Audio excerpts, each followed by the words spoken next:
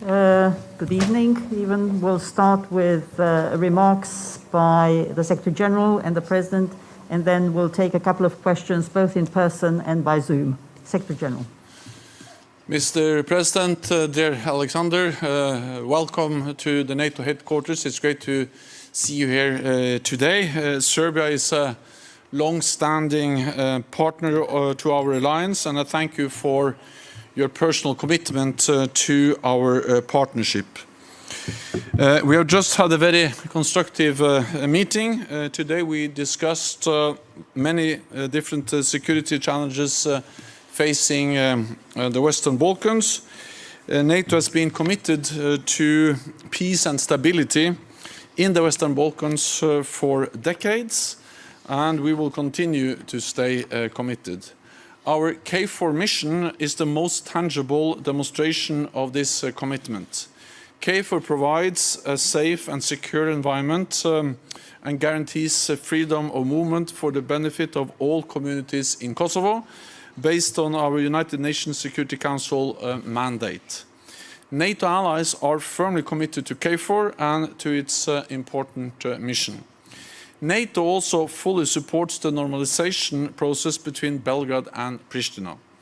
The Belgrade-Pristina dialogue is the best platform to find a solution that respects the rights of all communities and to build a lasting peace that guarantees a better and more prosperous future for all. Constructive dialogue is key for the stability in this region, and I continue to call on all parties to engage in dialogue. NATO is committed to building a strong partnership with Serbia. We fully respect your neutrality. As a sovereign nation, Serbia has the right to choose its own path. We face common security challenges, and partnership with NATO can bring real benefits to Serbia and its citizens and the wider region. We work with Serbia on the reform of your national security forces and institutions. We train Serbian officers so they can participate better and more safely in international peacekeeping exercises. Serbia has also worked with NATO to train Iraqi military medics. So, Mr. President, you and I took part together in NATO's biggest civil emergency exercise, which was hosted by Serbia a few years ago.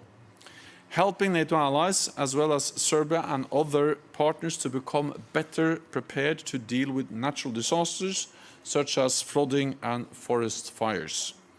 So our cooperation has brought real benefit, and I look forward to our continued partnership. So once again, Mr. President, dear Alexander, it's great to have you here. Welcome to NATO and welcome to this press statement. Please, you have the floor. Thank you very much, and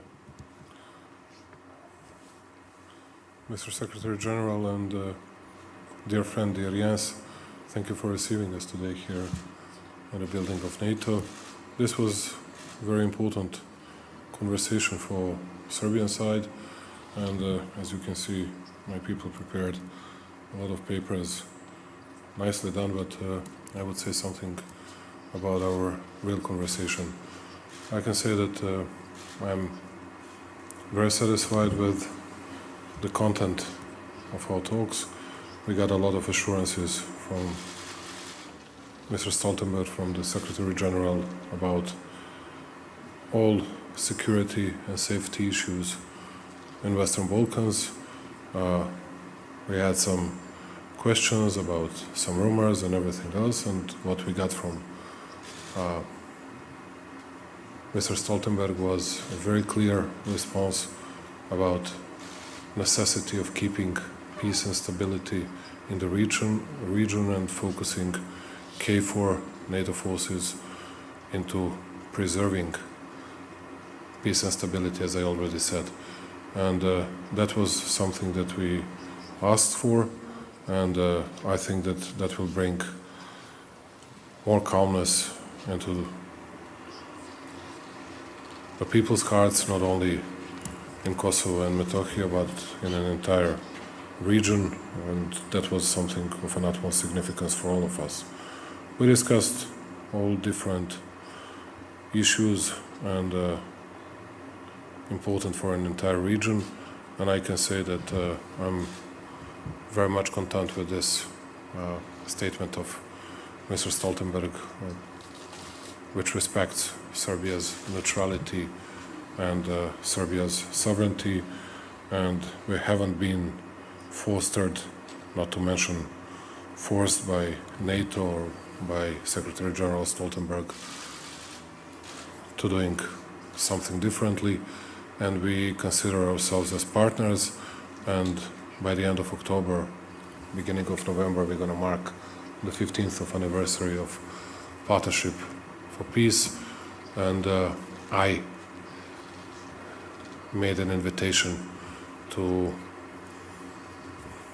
Mr. Stoltenberg, and I hope that he'll find enough time and enough reasons to visiting Serbia at that part of the year, because I think that would be a great confirmation of our good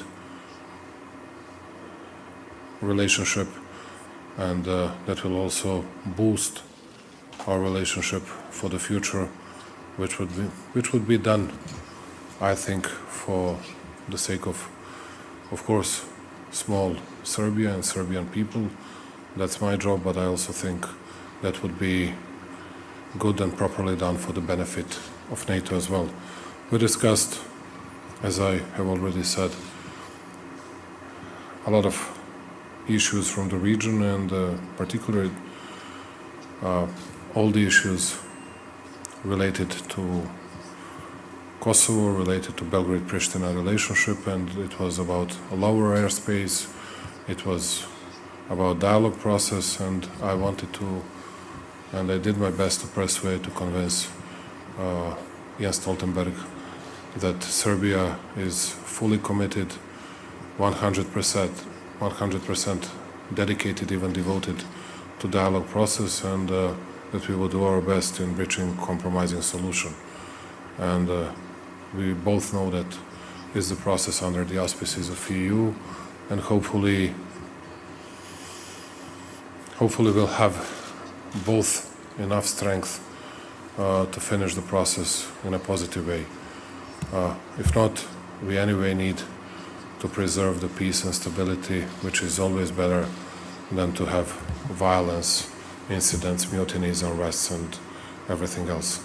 Once again, wanted to say many thanks to Jens Stoltenberg personally, because he has always been ready for discussing all necessary and outstanding issues with Serbia, and whenever we had any kind of problems, he was open for discussion, for discussing everything with us, for considering or reconsidering very difficult issues from the region, always in a way to calming down the situation, and that's why I'm profoundly grateful to him personally, and to, of course, our partners from NATO.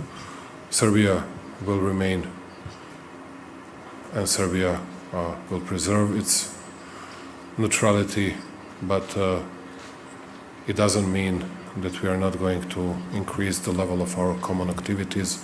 To the contrary, I'm absolutely certain that we can do much more in different fields, in different spheres, and that we can cooperate much better in the future. Once again, Mr.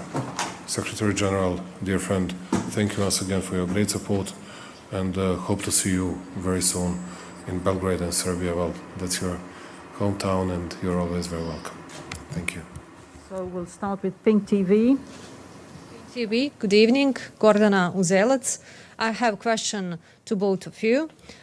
Will the United States insist on bilateral agreement with Pristina and the withdrawal of NATO forces from Kosovo and Metohija? Thank you.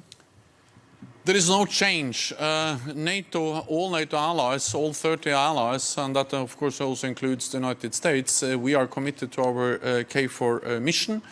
The KFOR mission is the most tangible and concrete expression of NATO's commitment to the region. We are there to protect all communities, to ensure the freedom of movement, and and allies remains committed to KFOR.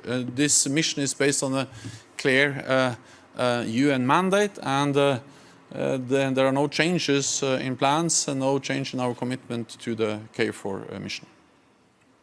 I can just add that I was very satisfied getting an answer from Stoltenberg. They're going to have a big meeting here on, I think, 16th of June, something like that.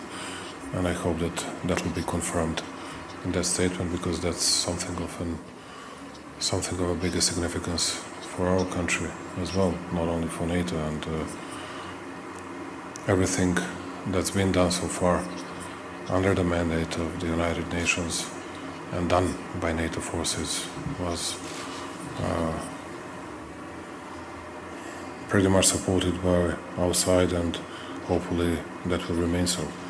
And it was, I hope so, just my misunderstandings of some official rumors, but the words of Secretary General were very much assuring me, myself, and entire delegation that we are on a good path and that we have good possibilities in preserving tranquility and stability of an entire region. The next question is by Zoom, and it's Marina Maximovic from Deutsche Welle and Tanjug News Agency.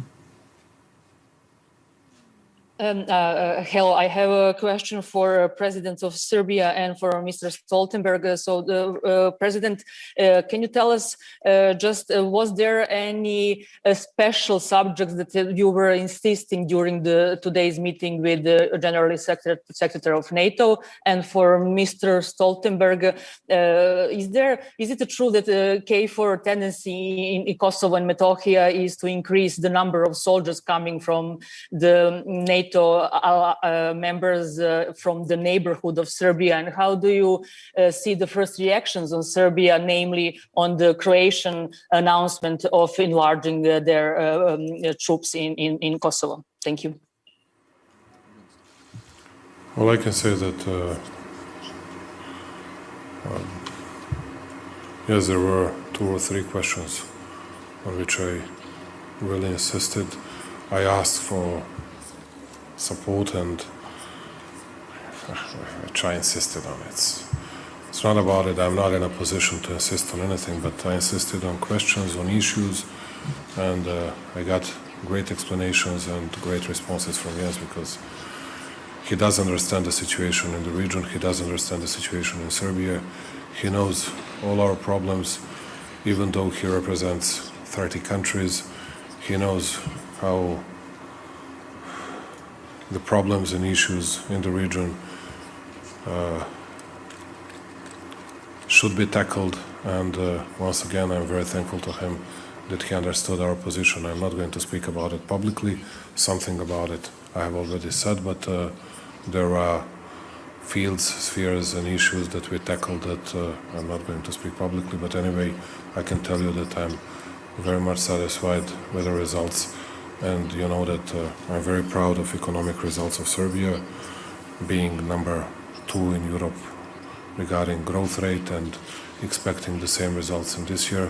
You cannot reach it without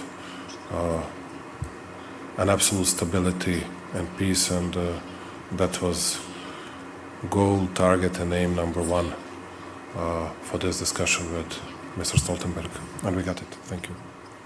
As you know, there are different NATO allies sending troops to the KFOR mission, and it varies a bit exactly which allies that are providing force contributions to the mission, and the exact numbers also varies a bit over time and between allies.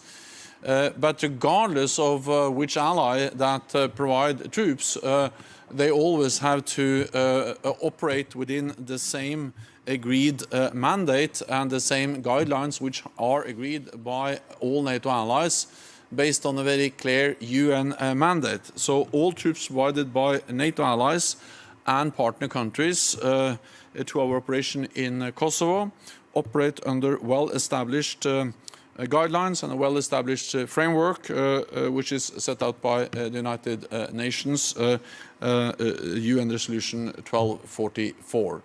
I welcome, of course, also the contributions from our NATO ally Croatia. And again, they operate under exactly the same mandate, the same framework as all other NATO troops and partner troops being part of KFOR. Let me also add that any change in the KFOR mission, any change in the framework has to be agreed by all 30 allies by consensus. So what I welcome is the commitment from NATO allies to provide troops and to stand by and continue to support KFOR, including by sending troops to our mission. Thank you very much. This concludes this press point. Thank you.